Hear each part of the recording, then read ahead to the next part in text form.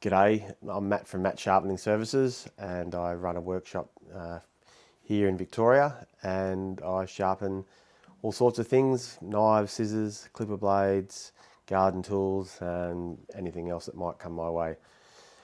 I've put together these series of videos to hopefully give people a bit of an insight to what I do in the workshop, but to also create courage for people that might want to start doing a bit of sharpening at home for friends, or maybe interested in taking it a bit further and as a side hustle or as a full-time business for themselves. Today, a bit excited. I'm going to be forging. I'm going to be hardening my first knife that I've made, which I've carved out of 1084 steel. So you may or may not know I've already made one knife, but that was at a workshop under the guidance of a well-respected knife maker. The purpose of that was to give me the skills and the confidence so I could sort of take that on and start making knives myself. So, if you subscribe and follow along, you'll get to see, more trials and tribulations, and hopefully, there's going to be some mistakes along the way, and that's just all about learning. But today I am going to be hardening a knife. So I've already cut the profile out and I've already ground a bevel on it. So unfortunately missed out on that step. But in later videos, I will be starting from the start again, cutting out the actual shape of the knife, beveling it, sort of doing a rough profile, putting it through a heat treatment, hardening it, and then tempering it through an oven, and then refining the bevel, cleaning the blade up, and then putting a handle on it. And then I'll also be sort of making handles and so on and so forth. All right, well, I'll have a look and I'll give you a look at where I'm up to at the moment. Okay, so this is what we're going to be working with today, or which I've started making my first lot of knives out of. It's a 1084 carbon knife steel, and this comes in a 900mm length. It's 3.5mm thick, 100mm wide. And what I did initially was carve out a shape. Now this is I don't have a Kurtsuki style, Japanese style knife, or Burka, I don't know, Baka. Someone might be able to put a comment in what and correct me, but I think it's a Kurtsuki. I'm really bad at pronunciations, so I do apologise. I've already, looks like crap at the moment, but yeah, because of all the rust. But I've cut that shape out. I've put a bevel on it, so I've ground the material back and profiled it, left about a mill's worth of steel on the edge there. And this one is ready for heat treatment, which I'll show you today. This was my very first attempt, like a drop point knife, which I thought I'd completely wrecked, and that's still about learning, but I think I'm able to salvage it. And why I say completely wrecked, because I thought I might have, and I may still have, taken this too thin before heat treatment, and it can potentially warp because there's not enough material there to keep the integrity up of the blade. However, we'll find out. But today I'm not going to do this one because I've still got to drill some holes in here for the handle and to sort that out. And then I also want to put a bit of a thumb grip here at the back of the knife. So I need to do that pre-heat treatment, and yeah, haven't got time today. That'll be for next time. So we're just going to be working with this one here.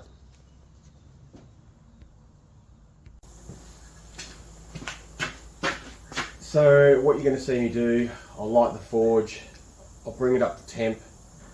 I'm going to put the blade in, get it up to that 850 degrees or whatever it was they recommended on the little sticker on the what you need to for the carbon 1084 carbon steel.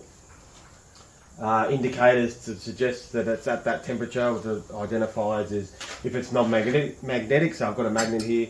I'll bring it out just to have a look at if it's at the right temperature, but I'm going to correlate that non-magnetic state with the colour of the blade. So I'll be turning the lights off because it gives you a better indication of the colour you're looking for, and then You'll see me pull it out, touch it against there. That is sort of a check for me, because remember, I've never done this before here. I've done this elsewhere. And then I'll get it back up to temp, because you don't want to waste any time coming out of the forge and then quenching it. Once it's up to temp, I'll bring it out, and then I'll be dropping it into this oil. It'll flame up and carry on. All theatrics, but all a part of it. And then we'll have a look, and hopefully we haven't got any warps. Alright, enjoy.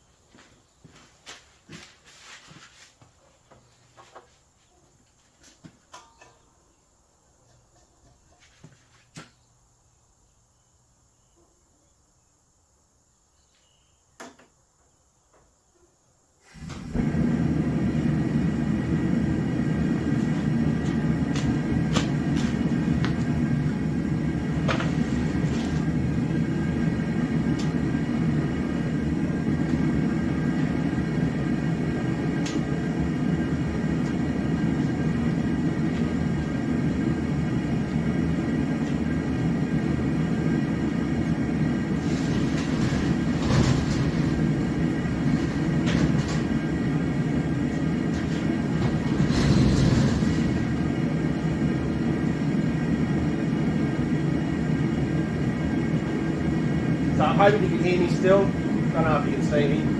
But yeah, I've just closed the shed doors just so I get that good representation of colour.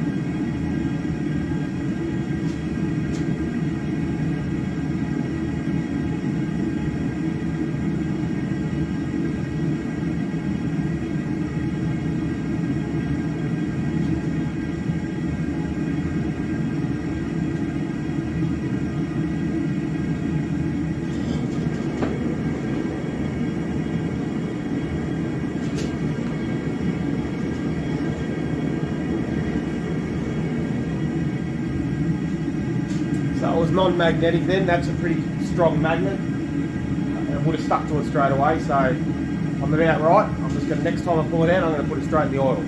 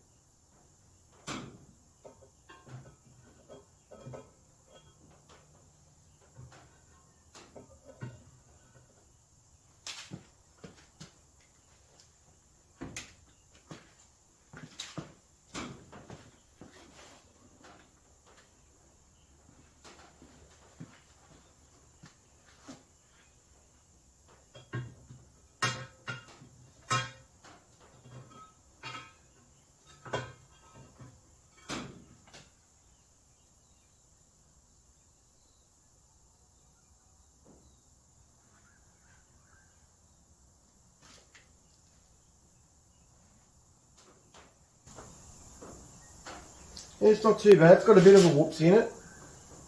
But anyhow, what we'll do, we're going to still, I'll show you a bit more detail. I'll clean it up and we'll have a closer look.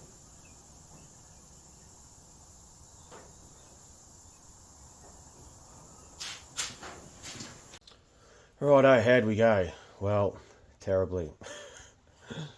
So when it's come out after I cut the footage earlier, there was a little bit of a whoopsie here in the blade, and yeah, I thought, oh, I'll give it another heat treatment, which now I recall it just doesn't work. So what's happened, it was obviously too thin in these parts, and yeah, it's caused a whoop in the blade. But that's all right, you live and learn. We'll just cut another one out and go again. I've just taken this back too thin, obviously, and the way that I put that in the forge, that's all right. That's just how you progress.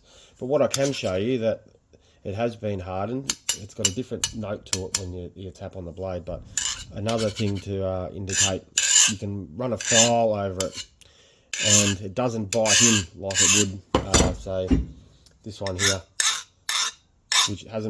which is pre-heat treated. So this is really soft.